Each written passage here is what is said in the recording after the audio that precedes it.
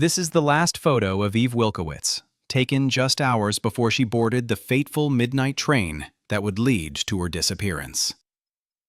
Imagine a bright 20-year-old woman walking alone through the darkness, completely unaware that a predator was waiting, just 4 houses away from where her body would eventually be found. Eve Helene Wilkowitz was born in Brooklyn in April 1959. A vibrant and sociable young woman with dark eyes and a warm smile. Friends described her as outgoing and creative, someone who loved music, reading, writing, and drawing. She was particularly close to her younger sister Irene, having become even more protective after their mother Dorothy died of breast cancer in 1976.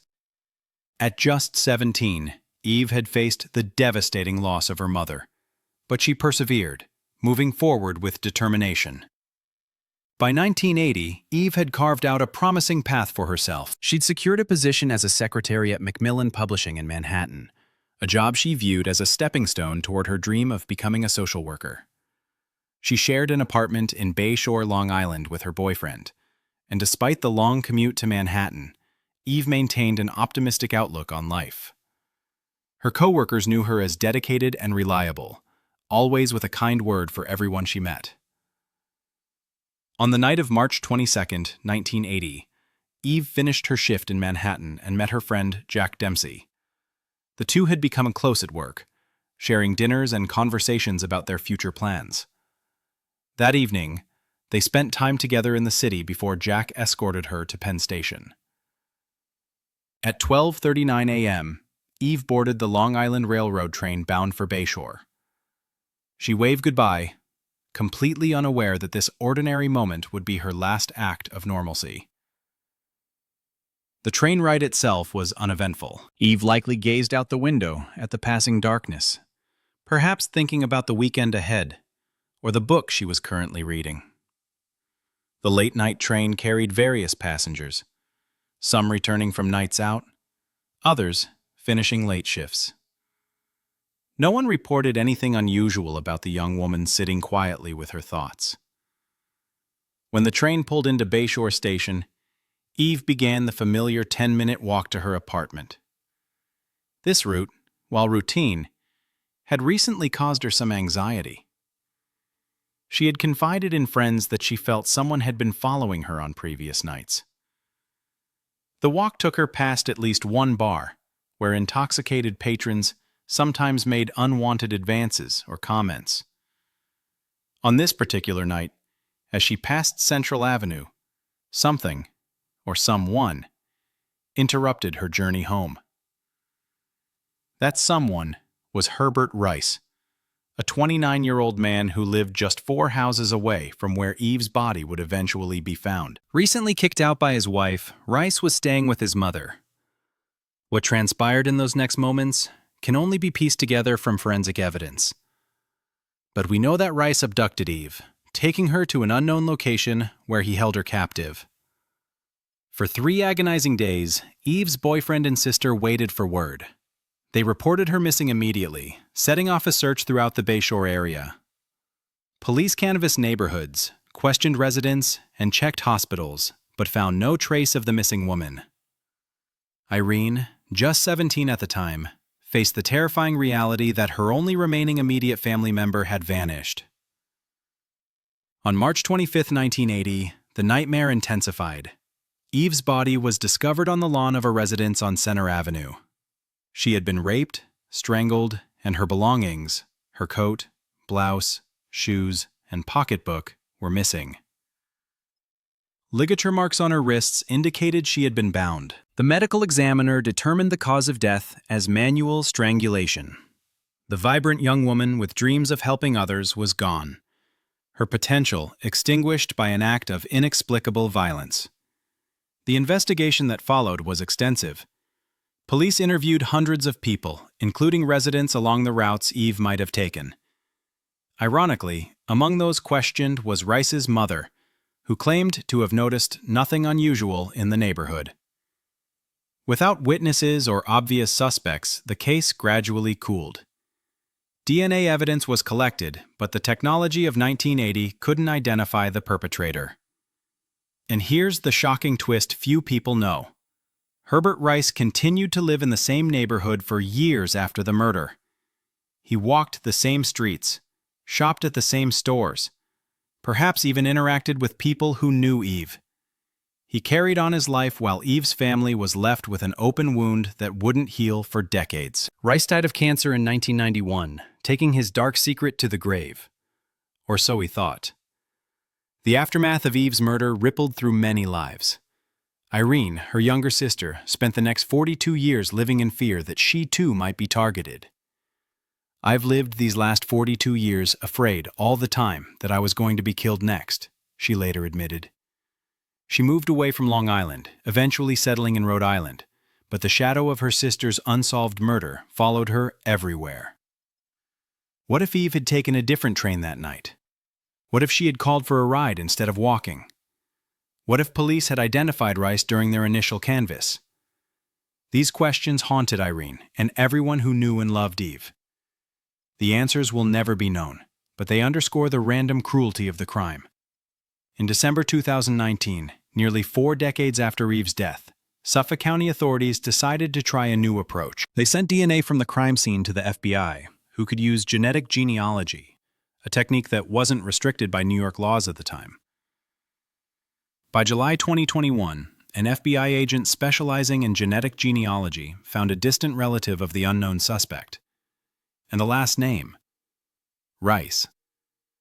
Investigators tracked down Rice's son, who cooperated with authorities by providing a DNA sample. The link was strong enough to justify exhuming Herbert Rice's body on March 10, 2022. 13 days later, the Suffolk County Crime Lab confirmed what detectives had suspected. The DNA from Rice's remains matched the genetic material from Eve's case. After 42 years, Eve's killer had finally been identified. On March 30, 2022, Suffolk County District Attorney Raymond Tierney held a press conference announcing the resolution of the case. For the first time, Irene Wilkowitz saw the face of the man who had murdered her sister 4 decades earlier. "I didn't want to see him," she said tearfully. The last face Eve saw while she was still alive. The case of Eve Wilkowitz serves as a powerful reminder of how advances in science can bring answers even decades later. It also highlights the enduring impact of violent crime on those left behind. Though Rice avoided justice in life, his identification brings a measure of closure to a family that has spent more than 4 decades wondering and waiting. Eve never got to fulfill her dreams of becoming a social worker, never got to see her sister grow up, never got to experience the full life she deserved. But her memory lives on through those who loved her, and now her case serves as an example of how persistence and scientific advancement can eventually uncover the truth, no matter how many years have passed. This is the last photo of Betty Lou Jensen, taken just hours before she became one of the Zodiac killer's first victims. Imagine a 16-year-old girl excited about her first real date, who would end the night running for her life down a dark road, shot 5 times in the back by a killer who would terrorize California for years to come. Betty Lou Jensen was the kind of teenager parents hoped to raise. An honor student at Hogan High School in Vallejo, she showed remarkable talent as an artist and dreamed of earning a scholarship to college. Friends described her as sweet, funny, and an artist in every way. She was active in the Pythian Sunshine Girls Service Club and came from a loving family. Her father, Vern, a retired Army lieutenant colonel who now worked for the government, and her mother, Virginia, an artist and substitute teacher. In December 1968, Betty Lou's world was bright with possibility. She had recently met David Faraday, a 17-year-old Eagle Scout from Vallejo High School who had caught her eye at a party. Despite attending different schools, David would make the effort to visit Betty Lou during lunch breaks and drive her home afterward. Friends noticed how his face would light up around her. On December 20th, Betty Lou was finally allowed to go on her first official date with David, a Christmas concert at her high school. That Friday started like any other school day. Betty Lou walked part of the way home with her friend, Lorraine DeGroat, after attending a pep rally. It was the last day before Christmas break. She spent extra time getting ready that evening, wearing a purple dress with a Christmas bell brooch pinned to its white collar. At 8 p.m., David arrived to meet Betty Lou's parents, making a good impression as the responsible young man he was. What Betty Lou didn't know was that David had his class ring with him, planning to ask her to go steady. After meeting her parents, the couple stopped by the home of Betty Lou's best friend, Sharon Henslin. Sharon later recalled how happy Betty Lou seemed that night. The young couple then attended a Christmas concert at Hogan High School, before deciding to take a drive. David's two-tone Rambler station wagon headed toward Lake Herman Road, a secluded area known to local teenagers as a place to park and talk. They arrived around 10:15 p.m. at a gravel turnout near a pumping station. Both teenagers had promised to be home by 11 p.m. At approximately 11:10 p.m., Stella Borges was driving along Lake Herman Road to pick up her son from a movie theater, when her headlights illuminated two bodies lying on the ground outside a parked car. What she discovered would shock the community. Betty Lou Jensen's body lay 28 feet from the rear of the car, shot 5 times in the back as she had apparently tried to flee. David was found beside the vehicle with a single gunshot wound to the head, still breathing, but fatally wounded. He would die en route to the hospital. The crime scene told a partial story. A bullet hole in the rear of the station wagon suggested the killer may have fired a warning shot to force the teenagers out of the car. Small-caliber Winchester Super X shell casings littered the ground around the victims. There were no signs of robbery or sexual assault, just a senseless, brutal attack. Police were baffled, finding no usable tire tracks or footprints, and no apparent motive beyond the work of what one officer called a madman. The community reeled in shock. Betty Lou's classmates struggled to comprehend the loss. Her best friend Sharon, who had shared a locker with Betty Lou since 4th grade, was questioned by detectives who initially suspected drugs might be involved. There were no serial killers back then, Sharon later explained. All the detectives thought it had to be because of drugs. They refused to hear anything else. But Betty Lou and David were hardly part of the counterculture. They were clean-cut teenagers with spotless reputations. For months, the case went cold. Investigators briefly pursued a lead involving a boy named Richard who had liked Betty Lou, but he was quickly cleared. Other potential suspects, raccoon hunters seen in the area, strangers in a blue sedan reported by other teenagers, led nowhere. The murders gradually faded from headlines as 1969 began. Then, on July 4, 1969, another young couple was attacked just 4 miles away at Blue Rock Springs Park in Vallejo. Darlene Ferrin was killed, but her companion, Michael Mageau, survived. After the shooting, something unprecedented happened. A man called the Vallejo Police Department claiming responsibility not only for this attack, but also for the murders of those kids last Christmas. The Lake Herman Road case suddenly had new momentum. By August 1st, 3 nearly identical letters arrived at local newspapers, containing details only the killer could know. The writer called himself the Zodiac, beginning a reign of terror that would grip Northern California. He would go on to claim at least 5 confirmed victims and possibly more, taunting police and the public with cryptic messages and ciphers. What few people realize is the surprising connection between Betty Lou and the Zodiac's second female victim, Darlene Ferrin. Records show that Darlene had attended the same high school as Betty Lou and actually lived less than 2 blocks from her home. Darlene was familiar with Lake Herman Road's reputation as a lover's lane. Was this just a coincidence, or did the Zodiac somehow know his victims before selecting them? Betty Lou's murder devastated her family.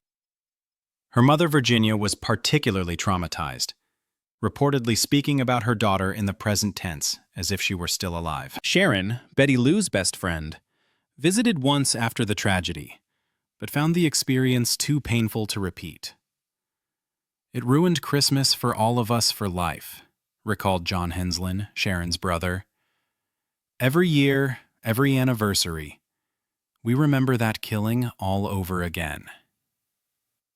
The Zodiac case continues to baffle investigators more than 5 decades later. While numerous suspects have been investigated, including Arthur Lee Allen of Vallejo, the killer's identity remains unknown. For Betty Lou Jensen, the promising young artist who never had a chance to experience graduation, college, or building a life of her own, justice remains elusive. Perhaps the most haunting aspect of Betty Lou's story is what her best friend Sharon revealed years later. David had intended to give Betty Lou his class ring that night, asking her to go steady. Instead, a killer ended their lives on a cold December evening, transforming them from ordinary teenagers into the opening chapter of one of America's most infamous unsolved crimes. This is the last photo of Richard Miller, taken just 37 minutes before the explosion ripped through the Pacific Gas and Electric offices on Montgomery Street. Imagine a talented 34-year-old engineer smiling at his desk, completely unaware that a deadly package had just been delivered to his department. The morning of March 17, 1958 began like any other for Richard Miller. The son of Polish immigrants, Richard had worked his way through college at UC Berkeley, graduating with honors in electrical engineering in 1946. After serving briefly in the military during the final months of World War II, he returned to San Francisco and secured a position at Pacific Gas and Electric, where his methodical mind and attention to detail quickly earned him promotions. By 1958, Richard was supervising a team of engineers in the company's downtown headquarters. Colleagues described him as dedicated but fair, always willing to mentor younger staff. At home, his wife Margaret and their 2 children, Thomas, 7, and Elizabeth, 4, waited for him each evening in their modest Sunset District home. Richard had been saving for years to buy a larger house in Marin County, hoping to give his family more space and better schools. That St. Patrick's Day morning, Richard arrived at the office by 7:30 a.m., earlier than usual. He had an important presentation scheduled for 10 a.m., with senior management about modernizing the city's electrical grid. A colleague snapped a photo of him at his desk at 9:23 a.m., capturing Richard's confident smile as he reviewed his notes one last time. What Richard didn't know was that at 9:15 a.m., a package had been delivered to the engineering department. The parcel, wrapped in plain brown paper with neat handwriting, was addressed simply to Engineering Department Supervisor. A mail clerk had placed it in the department's incoming mail bin, where it sat for precisely 45 minutes. At 10:07 a.m., Richard returned from his successful presentation. Colleagues later recalled his good mood as he sifted through the mail that had accumulated during his absence. When he reached the unmarked package, he carried it to his desk. At 10:10 a.m., Richard opened the parcel. The explosion shattered windows on 3 floors of the building. 16 people were injured, but Richard took the full force of the blast. First responders described a scene of chaos, papers and debris everywhere, injured colleagues in shock, and Richard's desk reduced to splinters. Despite desperate efforts by the company nurse and paramedics who arrived within minutes, Richard Miller was pronounced dead at the scene. The shocking attack paralyzed San Francisco with fear. Who would target a public utility? Was this the beginning of a campaign of terror? Police investigators quickly determined the bomb was sophisticated. A pipe bomb, containing not just explosives, but metal fragments designed to maximize injuries. This wasn't the work of an amateur. 3 days after the bombing, newspapers across the Bay Area received identical letters typed in capital letters. PG&E murders customers with radiation and high rates. The engineer was just the first. There will be more unless justice is served. The regulator. The letter triggered a massive investigation. FBI agents joined SFPD detectives working around the clock to identify the regulator before he could strike again. They reviewed employee records, complaint files, and recent terminations. They analyzed the bomb fragments, the typewriter impressions, and the paper stock of the letters. What authorities didn't immediately disclose to the public was a disturbing twist. Richard Miller had almost certainly not been the intended target. The package had been addressed generically to the department's supervisor, a position that had been held by William Halsey until just 2 weeks prior, when he was promoted to another division. Richard had only temporarily stepped into the supervisory role while a replacement was being selected. The investigation led police to Martin Keller, a 51-year-old former PG&E employee who had worked as a meter reader before being fired in 1954 after multiple customer complaints. Psychiatric evaluations conducted after his termination had indicated paranoid tendencies, including delusions about radiation from power lines. Keller had filed multiple lawsuits against the company, all dismissed by courts. His final case had been thrown out by a judge just 1 month before the bombing. And William Halsey, the original intended target, had testified against him. When police searched Keller's Oakland apartment, they discovered bomb-making materials identical to those used in the PG&E attack, plus detailed plans of the company headquarters and a list of executives he blamed for his termination. Most chillingly, they found 6 more packages, already assembled and ready to be delivered to other targets across San Francisco. Keller was arrested while attempting to place a second bomb at a PG&E substation in Richmond. Under questioning, he confessed to sending the package bomb, but showed no remorse when told Richard Miller, not William Halsey, had been killed. "They're all the same," he reportedly told investigators, "all part of the conspiracy." The bombing revealed serious security vulnerabilities in office buildings throughout San Francisco. In the aftermath, companies across the city implemented mail screening procedures, visitor registration systems, and improved security protocols that would become standard in the decades to come. PG&E established the Richard Miller Memorial Scholarship for engineering students, which continues to this day. What makes this case particularly tragic is the element of randomness. Had Richard not been temporarily filling in for Halsey, had he not returned from his meeting at that exact moment, had the mail clerk placed the package elsewhere, any small change might have resulted in a different outcome. Instead, a dedicated engineer, husband, and father became the victim of a deranged man's vendetta against a company. Margaret Miller never remarried. She raised Thomas and Elizabeth alone, eventually using Richard's life insurance to open a small bookstore in the Haight District. Both children would later attend UC Berkeley like their father. Thomas became a civil engineer, while Elizabeth pursued a career in psychology, specializing in trauma counseling for victims of violence. Martin Keller was found guilty of first-degree murder and sentenced to death, though his sentence was later commuted to life imprisonment when California temporarily abolished capital punishment. He died in San Quentin Prison in 1977, never expressing remorse for taking an innocent life. The Miller case remains a stark reminder of how quickly violence can shatter lives, and how often its victims are random. The photograph of Richard Miller, smiling confidently at his desk just minutes before his death, became an iconic image in San Francisco crime history, a haunting reminder of how fleeting life can be. This is the dark, haunting story of Cheri Jo Bates, based entirely on documented facts from newspaper reports, police records, and historical accounts.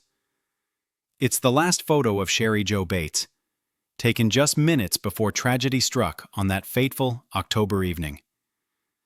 Imagine a bright-eyed 18-year-old college freshman walking into the Riverside City College library, unaware that someone was watching her every move. Someone who had already sabotaged her car, waiting for her to return to an empty parking lot.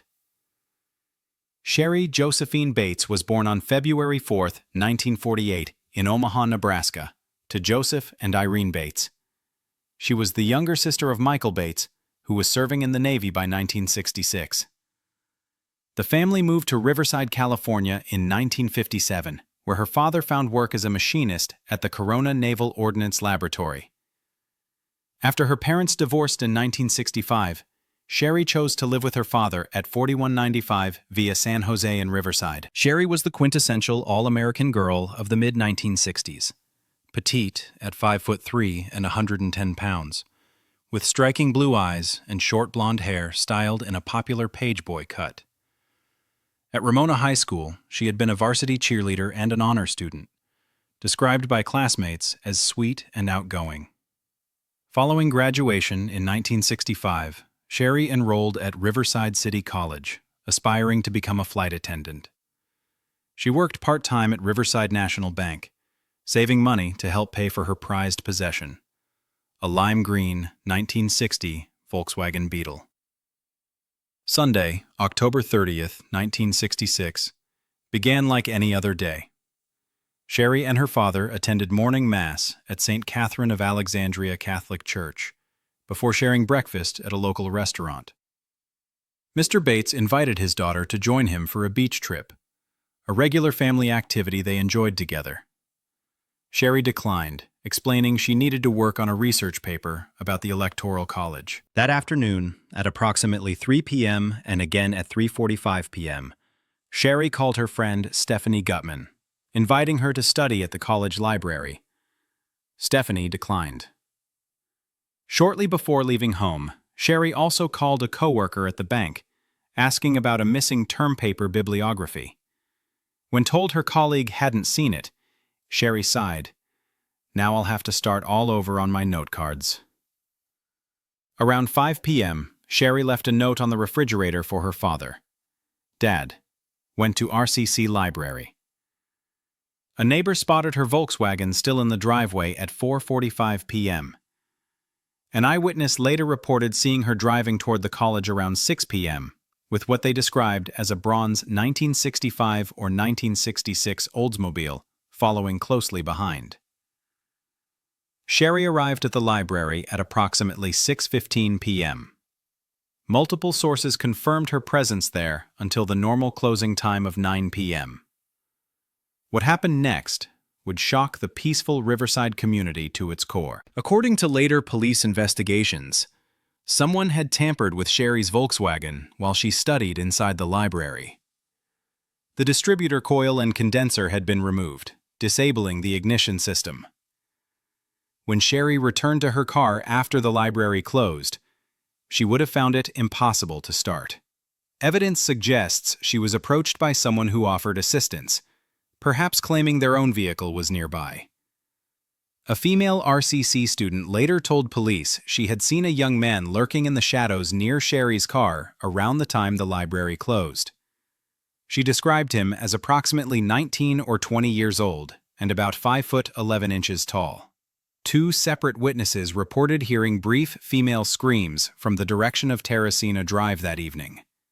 Based on this testimony and the coroner's findings, investigators determined Cheri was murdered at approximately 10:15 p.m. in an alleyway near the library between two unoccupied houses. The violence of the attack was shocking. The killer slashed Cheri's throat with such brutality that she was nearly decapitated. She was also stabbed multiple times in the chest and back. The autopsy revealed defensive wounds on her hands, indicating she had fought fiercely for her life. Blood evidence showed she had managed to scrape her attacker's face or head severely enough that he left a trail of blood spatters leading from the crime scene toward Teresina Drive. When Cheri failed to return home that night, Joseph Bates grew increasingly concerned. At 5:45 a.m. on October 31st, Halloween morning, he called the Riverside Police Department to report his daughter missing. Just 45 minutes later, at 6:30 a.m., college groundskeeper Cleophas Martin discovered Cheri's body while operating a sweeping machine near the dirt driveway off Teresina Street. Police found her Volkswagen parked nearby, keys still in the ignition, with both driver and passenger windows partially rolled down.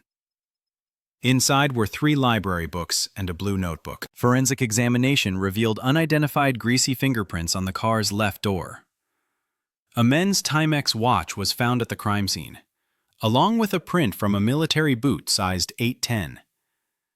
Perhaps most importantly, investigators collected hair samples and skin fragments from under Cheri's fingernails, evidence she had fought back against her attacker. The investigation took an unexpected turn 1 month later, on November 29, 1966, when identical typewritten letters titled "The Confession" arrived at both the Riverside Police Department and the offices of the Riverside Press Enterprise newspaper. The anonymous author described in detail how he had disabled Cheri's car and waited for her to repeatedly try starting it until the battery drained. He claimed to have then offered her assistance, stating his own vehicle was parked down the street, thus luring her away to her death. The letters contained information about the crime that had not been made public, leading investigators to believe the writer might indeed be the killer. 6 months after the murder, on April 30, 1967, 3 more handwritten letters were sent, 1 to the police, 1 to the newspaper, and 1 to Joseph Bates. These letters ominously declared, "Bates had to die. There will be more." 2 of the letters featured a small symbol at the bottom resembling the letter Z. That same month, a custodian at the RCC library discovered a morbid poem scratched onto the underside of a folding desk. The poem contained graphic references to violence against women. This desk had been in the library in October 1966, at the time of Cheri's murder. Years later, in 1970, the case gained renewed attention when San Francisco Chronicle reporter Paul Avery received information suggesting a possible connection between Cheri's murder and the infamous Zodiac killer, who had terrorized Northern California since late 1968. California Department of Justice handwriting expert Sherwood Morrow examined the handwritten letters related to the Bates case and concluded they matched the Zodiac's handwriting.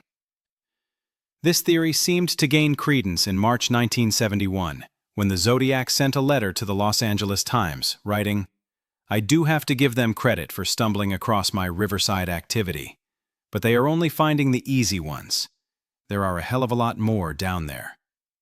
However, Riverside police detectives remained unconvinced of this connection, primarily due to differences in the killing methods. The Zodiac typically used firearms in well-planned blitz attacks, while Cheri's murder involved a frenzied knife assault with numerous stab wounds, suggesting what investigators called a crime of passion, or rage killing.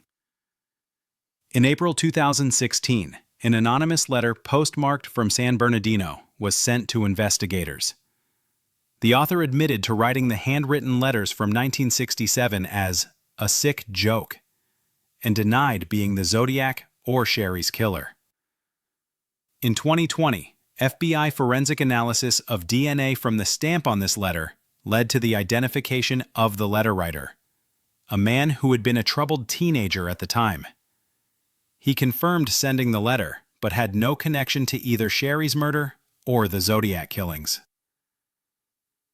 Despite extensive investigation, including interviews with over 150 people, Cheri's murder remains unsolved more than 5 decades later. Current Riverside Police Department investigators maintain they have a specific suspect, someone who likely knew Cheri personally, possibly a rejected suitor or acquaintance. Detective Jim Simons, who led the case in recent years, stated, "They genuinely believe that the Cheri Jo Bates case is not related to the Zodiac murders. They believe it was an acquaintance of hers or a scorned love interest. DNA testing has confirmed that the killer was a Caucasian male, but insufficient evidence exists to make an arrest." The Riverside Police Department continues to focus its investigation on a specific person of interest, rather than pursuing the Zodiac connection. On November 4, 1966, Cheri Jo Bates was laid to rest at the Crestlawn Memorial Park in Riverside. Her funeral was attended by her parents, brother, and several hundred mourners. About 20 years later, she was cremated, and her ashes scattered at sea. Her father established a memorial scholarship at Riverside City College in her name, awarded to students majoring in music. The case continues to haunt Riverside, described by some locals as a murder that stripped Riverside of its innocence. In 2021, a $50,000 reward was offered for information leading to the conviction of Cheri's killer, valid until January 31, 2022. But the case remains unsolved. What if Cheri had accepted her father's invitation to the beach that day? What if her friend Stephanie had agreed to join her at the library? What if one of the many students who knew her had noticed something suspicious near her car? These questions linger, along with the ghost of a bright young woman whose future was violently stolen on a dark October night in 1966. This is the last photograph of Elizabeth Short with her friend, Marge Dyer, before tragedy struck. Minutes after this beachside image was captured, neither woman could have imagined that one would soon become the victim in America's most notorious unsolved murder. Imagine a young woman's dreams of Hollywood stardom violently extinguished, her body discovered in a vacant lot, mutilated beyond recognition. Elizabeth Short's story begins far from the palm trees of Los Angeles. Born in Massachusetts to Cleo and Phoebe Short in 1924, Beth was a striking young woman with jet black hair and porcelain skin that contrasted dramatically with her preferred dark attire. This distinctive look would later inspire her posthumous nickname, the Black Dahlia. By mid-1946, 22-year-old Elizabeth had made her way to Southern California, drawn by the promise of reconnecting with Joseph Gordon Fickling, an Air Force lieutenant she had met in Florida. Her relationship with Fickling proved turbulent. Letters discovered after her death revealed his frustration with her flirtatious nature and tendency to seek male attention.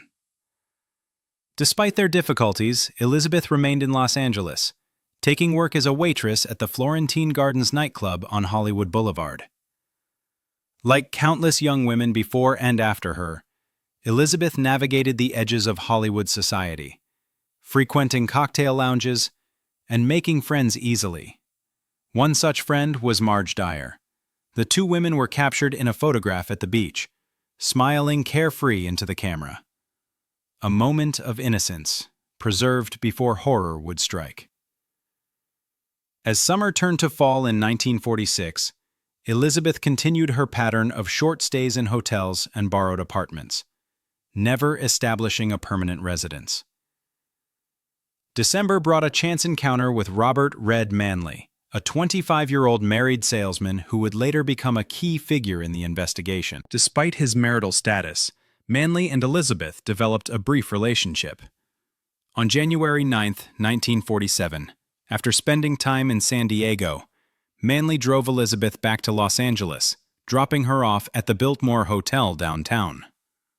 Security footage shows Elizabeth walking through the hotel lobby toward the street exit. This would be the last confirmed sighting of Elizabeth Short alive. For 6 days, Elizabeth's whereabouts remained unknown. Then, on the morning of January 15th, a local mother walking with her young child made a ghastly discovery in a vacant lot in the Leimert Park neighborhood. The body was so pale and unnaturally positioned that the woman initially mistook it for a mannequin. It was Elizabeth Short, her body bisected at the waist, drained of blood, carefully washed, and posed in a grotesque tableau. Her face had been sliced from the corners of her mouth to her ears in a grimacing Glasgow smile. The brutality of the murder shocked even hardened detectives. The precision of the cuts suggested medical knowledge. The body had been thoroughly cleaned, with no blood at the scene, indicating Elizabeth had been killed elsewhere and transported to the lot. Most disturbing was the care taken in positioning the corpse, suggesting a killer who wanted his handiwork discovered and admired. What most don't know is that days before her murder, Elizabeth had confided in her friend Marge about a mysterious new admirer. "He's different from the others," she reportedly told Marge during their last meeting. "He knows important people." This cryptic statement would later fuel speculation about Elizabeth's killer possibly being connected to Hollywood's elite. The LAPD launched one of the largest investigations in the department's history. Over 750 investigators interviewed hundreds of people. More than 60 individuals confessed to the crime, complicating the investigation with false leads. Robert Manley was initially a prime suspect, but after thorough questioning and multiple polygraph tests, he was eliminated. The mystery deepened when, on January 24th, a package arrived at the Los Angeles Examiner newspaper containing Elizabeth's personal effects. Her birth certificate, social security card, address book, and other belongings. The sender, presumably the killer, had meticulously cleaned the items with gasoline to eliminate fingerprints. A taunting note, assembled from newspaper clippings, read, "Here are Dahlia's belongings. Letter to follow." The promised letter, signed Black Dahlia Avenger, did arrive, but contained no useful evidence. Despite the extensive investigation and media coverage that captivated the nation, Elizabeth Short's murderer was never identified or apprehended. The Black Dahlia case remains one of America's most infamous unsolved murders. Perhaps the most haunting aspect of the case is what was revealed about Elizabeth herself. Far from the Hollywood starlet portrayed in sensationalized media accounts, she was a young woman struggling to find her place. Friends described her as friendly, but secretive about her past. She fabricated stories to maintain an air of mystery, including claims about a fiancé killed in the war. Behind the careful makeup and stylish black clothing was someone seeking connection and opportunity in a city known for devouring its dreamers. What if Elizabeth had confided in someone about her plans that night? What if she had never met her killer? What if that final photograph with Marge Dyer had signaled not an ending, but a new chapter in a long friendship? The Black Dahlia case transcends mere true crime fascination. It serves as a grim reminder of the vulnerability of young women in pursuit of their dreams, and how quickly those dreams can turn to nightmares. Elizabeth Short's mutilated body may have made her famous, but it's important to remember the person she was. A daughter, a sister, a friend caught in a web of circumstances that led to her tragic end. 77 years later, her killer's identity remains unknown, her final hours unaccounted for, and justice for the Black Dahlia remains elusive. Her grave in Oakland's Mountain View Cemetery bears a simple marker, a stark contrast to her outsized legacy in American crime history. This is the last photo of Linda Edwards, taken just hours before tragedy struck. Imagine, a high school senior, smiling in the California sun, completely unaware that a killer was watching, waiting to transform what should have been a carefree senior ditch day into a brutal execution. On June 4, 1963, while their classmates celebrated Senior Ditch Day with parties, 18-year-old Robert Domingos and his 17-year-old fiancée Linda Edwards chose a more private celebration. The young couple, deeply in love and planning their November wedding, drove to a secluded beach near Gaviota State Park in Santa Barbara County. Robert parked his 1957 Pontiac near Highway 101, and they hiked down to a remote stretch of shoreline, spreading a blanket on the sand for a day of sunbathing. Linda was a bright, ambitious girl from Colorado who had moved to California with her family. An honor student at Lompoc High School, she participated in the Primavera Council No. 132 Pythian Sunshine Girls, a service organization dedicated to making the world a better place to live in. Robert, a star guard on the football team, was equally admired, an exemplary student-athlete with a promising future ahead. Their relationship was new, but intense. They had already set a date for their wedding later that year. What happened next remains etched in the dark history of California crime. As the couple enjoyed their private beach day, someone approached them. Investigators believe the killer brought pre-cut lengths of rope, suggesting premeditation. At gunpoint, he forced Linda to tie Robert's hands. When Robert managed to break free from his bindings, both teenagers made a desperate dash for their lives. The assailant fired multiple shots from a .22 caliber weapon, striking both victims as they fled. Robert was shot 11 times, and Linda 9 times, with a .22 caliber semi-automatic weapon. After they fell, the killer dragged both bodies to a small nearby shack. In a disturbing detail that would later connect to other Zodiac crimes, the killer partially removed Linda's swimsuit, though forensic examination revealed no sexual assault had occurred. Then, in what appears to be an attempt to destroy evidence, the perpetrator tried to set the shack on fire before fleeing the scene. The young couple was reported missing the next morning when they failed to return home. A search party found Robert's car parked along Highway 101. Highway patrolman Paul Schultz made the grim discovery when he investigated a small shack near the beach and found both bodies inside. The attempted arson had failed, leaving crucial evidence behind, including shell casings and pre-cut lengths of rope. For years, this double homicide remained an isolated cold case. It wasn't until 1970 that Detective Bill Baker of the Santa Barbara Sheriff's Department began making connections between this crime and the now infamous Zodiac killer attacks. San Francisco Police Department Inspector William Armstrong, who was investigating the Zodiac crimes, told Baker he believed the same perpetrator may have committed both sets of murders. The similarities were striking. Attacks on young couples in isolated locations, the use of pre-cut bindings, similar ammunition, and shooting victims as they attempted to flee.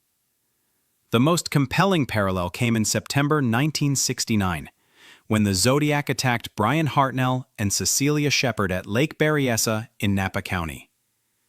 Like the Santa Barbara case, the killer used pre-cut rope to bind his victims, though his method had evolved, perhaps learning from his experience with Robert and Linda, when Robert had broken free.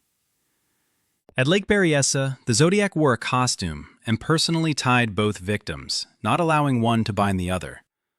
What if the Zodiac's killing spree didn't begin in 1968 as officially recorded, but 5 years earlier on that isolated beach? While the Zodiac claimed responsibility for 37 murders in his letters to the press, he never explicitly confirmed the Santa Barbara killings. However, when reporter Paul Avery published a theory connecting the Zodiac to another early murder in Riverside, the killer wrote, "I do have to give them credit for stumbling across my Riverside activity, but they are only finding the easy ones. There are a hell of a lot more down there." The investigation into the deaths of Robert Domingos and Linda Edwards passed through multiple suspects, including local men who were hunting raccoons in the area that day. Another theory involved a man named George Gill, but police ultimately cleared him. Despite extensive investigation, no one has ever been charged with the murders, and they remain officially unsolved. For the families of Robert and Linda, closure remains elusive. Their promising futures, college plans, career aspirations, and their wedding were violently stolen on that sunny June day. Their high school classmates, including Dr. John Averett, who later created a documentary about the case, have never forgotten the shock of losing two beloved peers so brutally. If the Santa Barbara beach murders were indeed the Zodiac's first attack, it suggests a killer who evolved over time, from impulsive violence to calculated terror, eventually developing his signature communication style and cipher-laden letters. The most chilling possibility is that between 1963 and 1968, there may be other victims still undiscovered or unconnected to the Zodiac's bloody legacy. Today, the beach where Robert and Linda died looks much as it did in 1963. Beautiful, serene, and hiding dark secrets beneath its picturesque surface. Their story serves as a haunting reminder of lives cut short and justice still awaiting, over 6 decades later. This is the last photo of Robert Wilson, taken just 4 hours before disaster struck his family. Imagine, smiling for the camera, unaware that poison was already waiting at home, placed there by someone he trusted completely. Robert Wilson was the picture of American success in 1955. At 40, the chemical engineer had built an impressive career at Caltech in Pasadena, where his brilliance had earned him both accolades and envy. His wife Margaret, a former nurse who'd given up her career to raise their children, maintained their beautiful craftsman home on Oak Grove Avenue. Their children, Timothy, 12, and Elizabeth, 8, were bright students, active in scouts and music lessons. Like many families that December, the Wilsons had scheduled a professional portrait for their annual Christmas card. After church on Sunday the 18th, they dressed in their finest clothes. Robert in his charcoal gray suit, Margaret in her emerald dress, the children looking angelic in coordinated outfits. At Hartfield's photography studio downtown, they posed against a backdrop of silver tinsel and painted snowflakes. "Hold that smile, Mr. Wilson," called the photographer. "Perfect family, just perfect." If only the photographer knew what Robert was carrying inside his leather briefcase that day. Research notes that would soon make him famous in scientific circles. And make him a target. The Wilsons returned home by late afternoon. Margaret began preparing their Sunday roast, while Robert retreated to his study to review some calculations. The children played quietly in the living room, the radio humming Christmas carols in the background. At 6:15 p.m., they gathered around their dining table. Margaret had prepared pot roast with potatoes and carrots, a family favorite. Robert said grace, thanking God for their blessings and praying for a wonderful Christmas ahead. None of them noticed the slightly bitter aftertaste in the gravy. By 8:30 p.m., Timothy complained of stomach pain. Within an hour, all 4 family members were violently ill. Robert called their family doctor, who suspected food poisoning and advised rest and fluids. But this was no ordinary illness. As midnight approached, Robert began experiencing strange neurological symptoms. Tingling in his extremities, confusion, and muscle weakness. Margaret, despite her own suffering, tried desperately to care for her family. She called the doctor again, her voice barely coherent as she described how her husband couldn't walk straight and the children were delirious with fever. "Something's terribly wrong," she gasped into the phone. "Please, hurry." But help wouldn't arrive in time for most of the Wilson family. By morning, Robert and both children had succumbed to the poison. Margaret alone survived, though she would never fully recover, her nervous system permanently damaged. The investigation began immediately. Toxicology tests revealed the presence of thallium, a colorless, odorless poison commonly found in rat poisons of the era. But who would target this beloved family? The breakthrough came when police discovered that Robert had been involved in a bitter dispute with his colleague, Dr. James Harmon, over credit for a significant research breakthrough. Harmon had visited the Wilsons' home the previous week, supposedly to reconcile, but surveillance of local hardware stores revealed he had purchased rat poison containing thallium just days before. When confronted with the evidence, Harmon broke down and confessed. He had slipped into the Wilsons' home while they were at the photography studio and laced their food with the deadly substance. His motive? Professional jealousy that had twisted into something far more sinister. In court, the prosecutor held up the Wilson family's Christmas portrait, their final photo together. "This man didn't just kill scientists or competitors," he told the jury, pointing at Harmon. "He killed a family. He poisoned children at Christmas time." The jury took just 3 hours to convict Harmon. He was executed at San Quentin in 1958, maintaining until the end that Robert had stolen everything from him. Perhaps the most chilling detail emerged during the trial. When police searched Harmon's apartment, they found dozens of photographs of the Wilson family, taken without their knowledge, including pictures through windows of them eating dinner. The obsession had clearly festered for months before culminating in murder. Today, few remember the Wilson family tragedy, overshadowed by more notorious crimes of the era. But in Pasadena, old-timers still speak in hushed tones about the Christmas portrait poisoning and how the most dangerous threats can come from those we believe we know best. This is the last photo of Daniel Reynolds, just 5 minutes before he would become another victim of the notorious death angels. Imagine, he's smiling at a passenger who just paid his fare, unaware that two well-dressed men watching from across the street had already marked him for death. Daniel Reynolds had always been a fixture in Oakland's bustling streets. At 42, the father of three had driven his yellow cab for over 15 years, knowing every shortcut and neighborhood in the city. Friends described him as the kind of man who'd give you his last dollar if you needed it. His regular customers knew him for his signature cardigan sweater, even in summer, and the thermos of coffee always perched on his dashboard. Danny was one of those guys who treated everyone the same, recalls former dispatcher Marion Winters. Didn't matter if you were black, white, rich, poor, he'd get you home safe.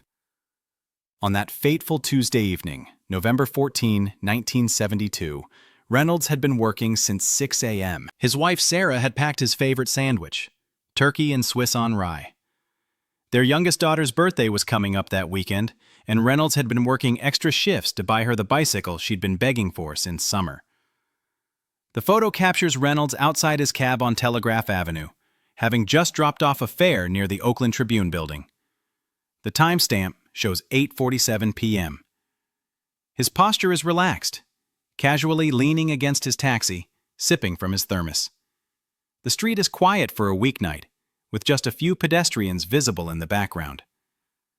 What the photo doesn't show are the two men in dark suits standing in a doorway across the street, watching him. These men were part of what would later become known as the Death Angels, an extremist offshoot of the Nation of Islam.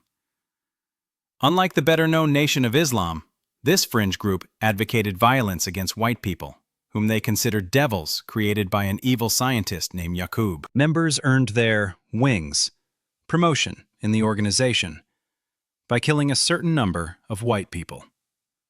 At 8:52 p.m., Reynolds put away his thermos and opened his cab door.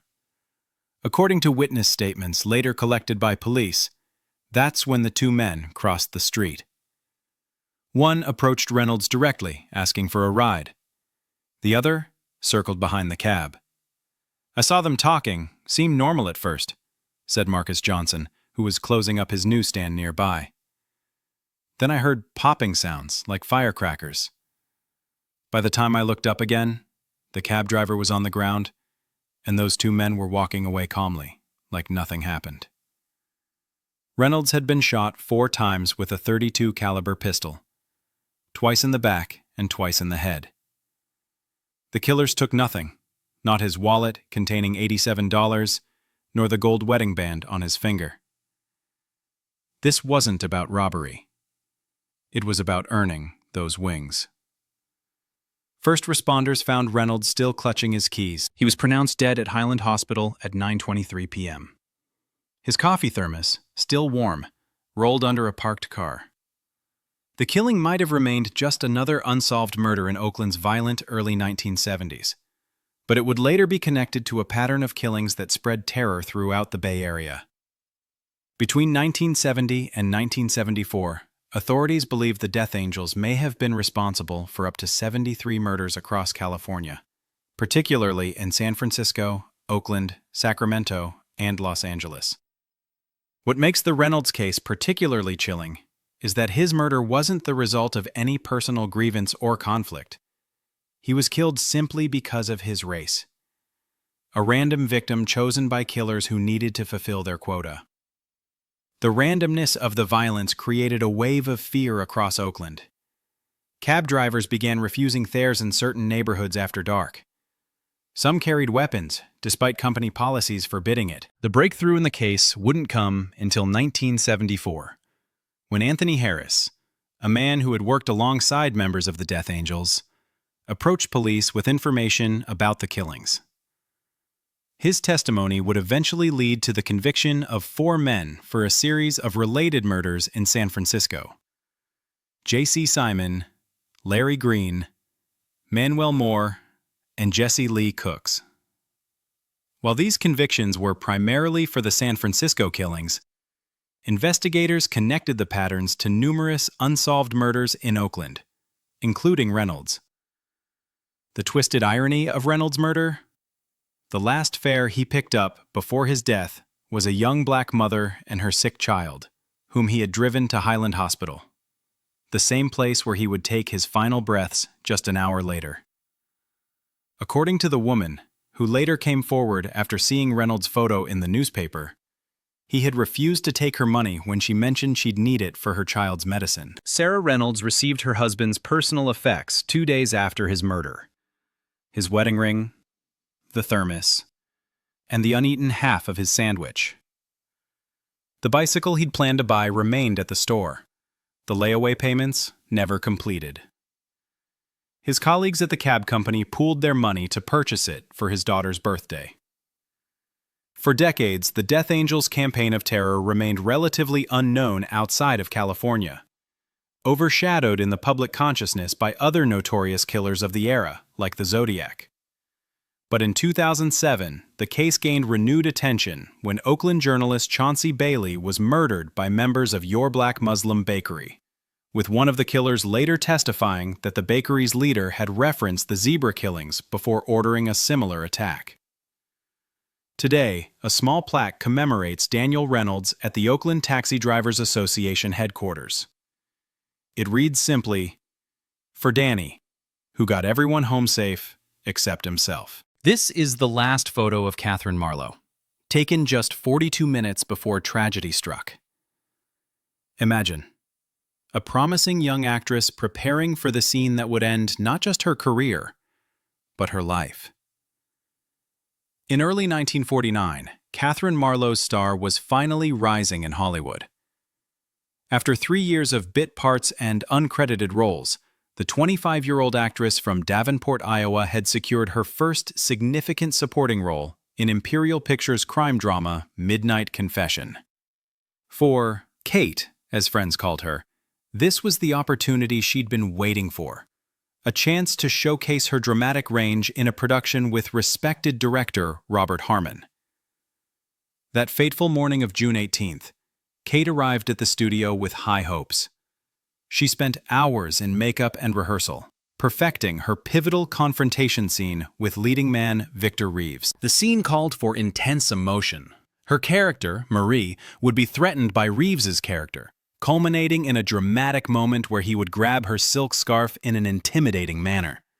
According to production assistant Thomas Wells, who was present on set, director Harmon had been dissatisfied with previous takes, finding them too choreographed and lacking authentic fear.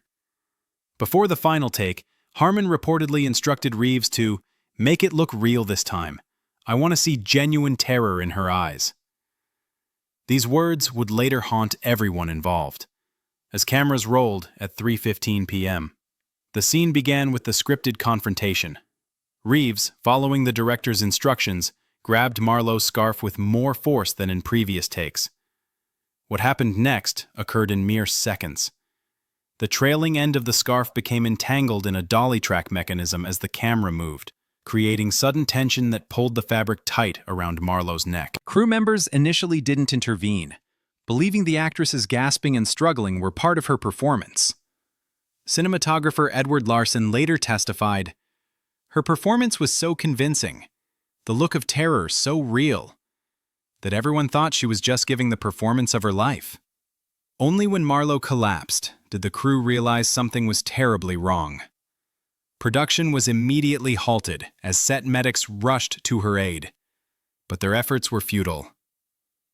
At 3:45 p.m., Catherine Marlowe was pronounced dead from accidental strangulation.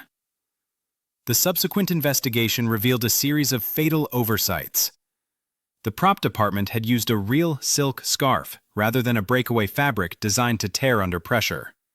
Safety monitors, typically required for scenes involving physical contact, had been dismissed early that day to cut production costs.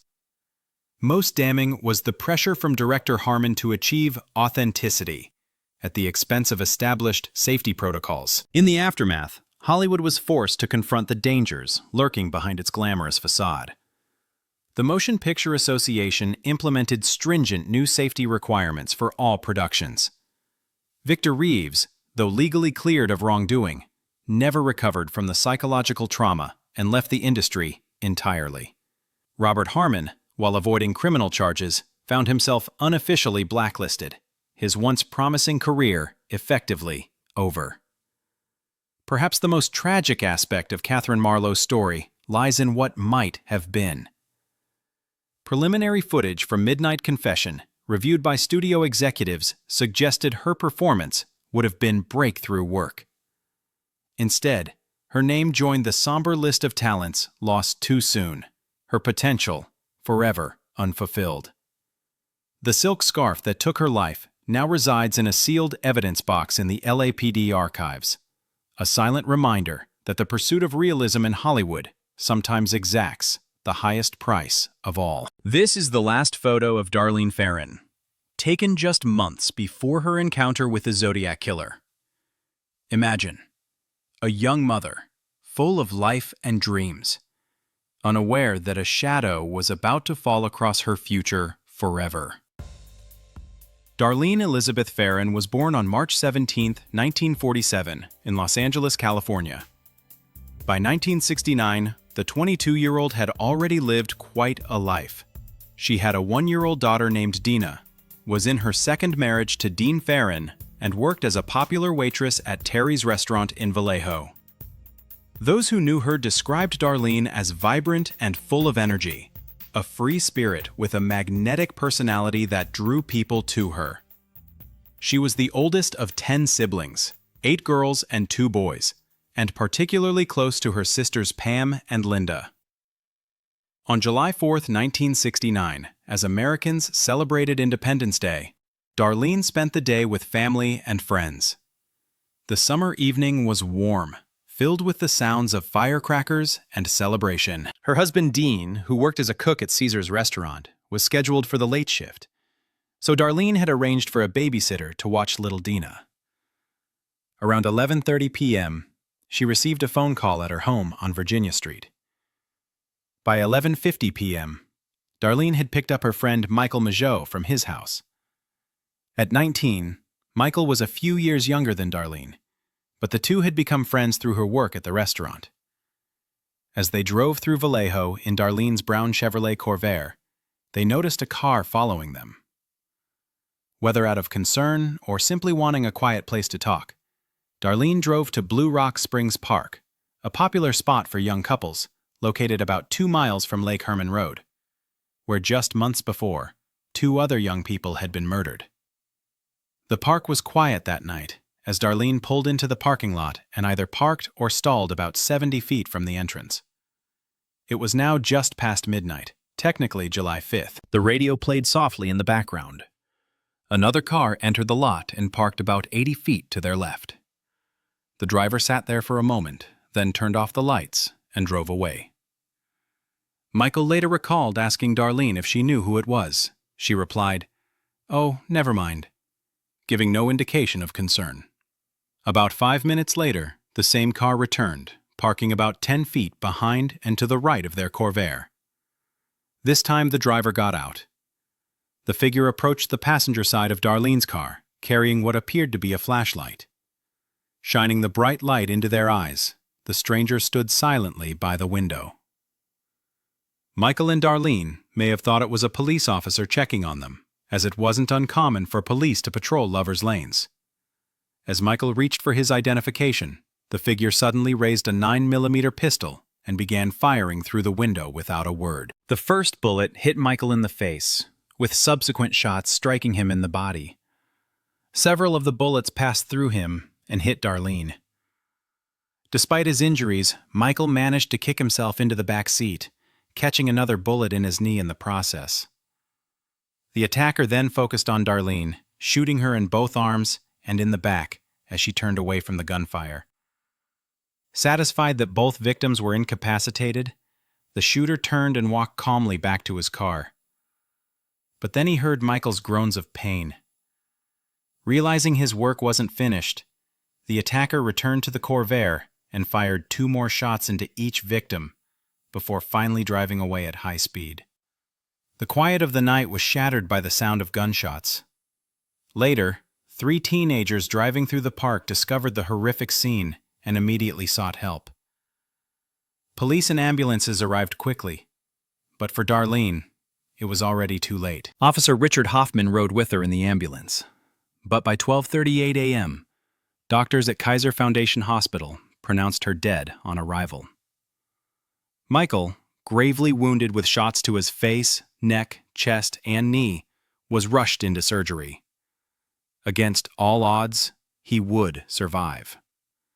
Just 2 minutes after Darlene was pronounced dead, at approximately 12:40 a.m., the Vallejo Police Department received a phone call. Nancy Slover, a 26-year-old dispatcher, answered. The male voice on the other end spoke slowly and methodically, in what she would later describe as an emotionless, monotone voice. The caller said, "I want to report a murder. If you will go 1 mile east on Columbus Parkway to the public park, you will find kids in a brown car. They were shot with a 9mm Luger. I also killed those kids last year. Goodbye." The call was traced to a payphone at a gas station on Springs and Tuolumne Roads, just a few blocks from the police department and less than half a mile from Darlene's home. This was the moment that linked the Blue Rock Springs attack to the earlier Lake Herman Road murders of David Faraday and Betty Lou Jensen on December 20, 1968. What Darlene couldn't have known, what nobody knew at the time, was that her killer would soon become infamous. On July 31, 1969, 3 weeks after the attack, the Vallejo Times-Herald, the San Francisco Chronicle, and the San Francisco Examiner received nearly identical letters claiming responsibility for the murders. These letters contained details that only the killer could have known. In subsequent correspondence, the writer would adopt a chilling moniker, the Zodiac. In a tragic twist of fate, Darlene's sister Pam Huckabee later revealed that she believed she had narrowly missed witnessing the attack. "I was there, in the parking lot, just leaving when the car drove up behind her," she recounted years later. "I heard the pop, but thought it was fireworks." This revelation has added another layer of mystery to the already complex case. The investigation initially focused on the men in Darlene's life, her husband Dean and ex-husband Jim Crabtree, but both were quickly cleared. Dean had a solid alibi, as he was working at Caesar's restaurant at the time of the murder, confirmed by multiple witnesses. Despite thousands of investigative hours and countless suspects, Darlene's killer has never been definitively identified. Over the decades, numerous theories have emerged. Some have suggested that Darlene might have known her killer, based on her calm reaction when the car initially appeared at the park. Michael Mageau gave conflicting accounts about this possibility over the years. In his initial hospital interview, he stated he didn't know the murderer, but at another point, he said the assailant's name might have been Richard. In 1991, more than 20 years after the attack, Mageau identified Arthur Lee Allen as the shooter when shown a photo lineup. But this lead, like so many others in the Zodiac case, never resulted in an arrest. For Darlene's family, particularly her daughter Dina, who grew up never knowing her mother, and her sister Pam, who kept Darlene's memory alive by kissing her graduation photo every morning, the lack of closure has been a continuous source of pain. Our parents died not knowing who killed their oldest daughter, Pam noted in a 2019 interview, marking the 50th anniversary of the tragedy. Today, Darlene's case remains open in the California Department of Justice, the FBI, and local law enforcement agencies. Her brown Corvair, the site of her last moments, was captured in the background of a photo taken in early 1968, where she stands holding her infant daughter Dina, a haunting image of a future that would be violently cut short. The Zodiac, in his letters, referred to collecting slaves for the afterlife. If there is any solace to be found, it is that Darlene Ferrin was more than just a victim, more than just another name on the Zodiac's list. She was a daughter, a sister, a mother, a wife, and a friend whose memory continues to be honored by those who loved her, and by the investigators who have never given up on bringing her killer to justice. As the years pass and witnesses age, the chances of solving this infamous case grow slimmer. But in the hearts of those who remember her, Darlene Elizabeth Ferrin will always be more than the young woman whose life was cut short by the Zodiac. She remains a symbol of the vibrant life that was, and of justice still sought.